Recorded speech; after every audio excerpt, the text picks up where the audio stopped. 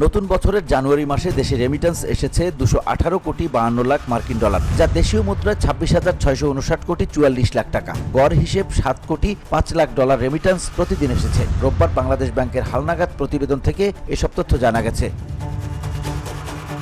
কেন্দ্রীয় ব্যাংকের প্রতিবেদন অনুযায়ী নতুন বছরের প্রথম মাসে দেশে এসেছে 218 কোটি 52 লাখ 30 মার্কিন ডলার রেমিটেন্স। তবে গত বছরের ডিসেম্বরে দেশে এসেছিল 263 কোটি 87 লাখ 80 হাজার মার্কিন ডলার রেমিটেন্স, যা দেশের ইতিহাসে সর্বোচ্চ। একক মাস হিসেবে আগে কখনোই এত পরিমাণ রেমিটেন্স আসেনি। সেই হিসেবে জানুয়ারিতে কমেছে রেমিটেন্স প্রবাহ।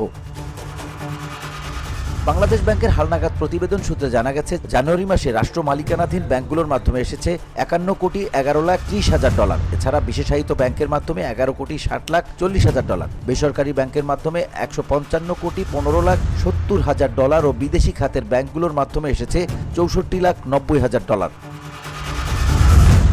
প্রতিবেদন সূত্রে আরও জানা গেছে, নতুন বছরের প্রথম মাসের 26 থেকে 31 জানুয়ারি প্রবাসীরা দেশে পাঠিয়েছেন 50 কোটি 92 লাখ 60 হাজার ডলার। এর আগে জানুয়ারির 19 থেকে 25 তারিখ পর্যন্ত দেশে এসেছে 46 কোটি 90 লাখ 90 হাজার মার্কিন ডলার রেমিটেন্স। এছাড়া 12 থেকে 18 জানুয়ারির প্রবাসীরা দেশে রেমিটেন্স পাঠিয়েছেন 40 কোটি 2 লাখ 70 হাজার মার্কিন ডলার এবং জানুয়ারির 5 থেকে 11 তারিখ পর্যন্ত দেশে এসেছে 50 কোটি 98 লাখ 80 হাজার মার্কিন ডলার রেমিটেন্স। তবে বছরের প্রথম 4 দিনে 22 কোটি 67 লাখ 30 হাজার ডলার রেমিটেন্স পাঠিয়েছিলেন প্রবাসীরা।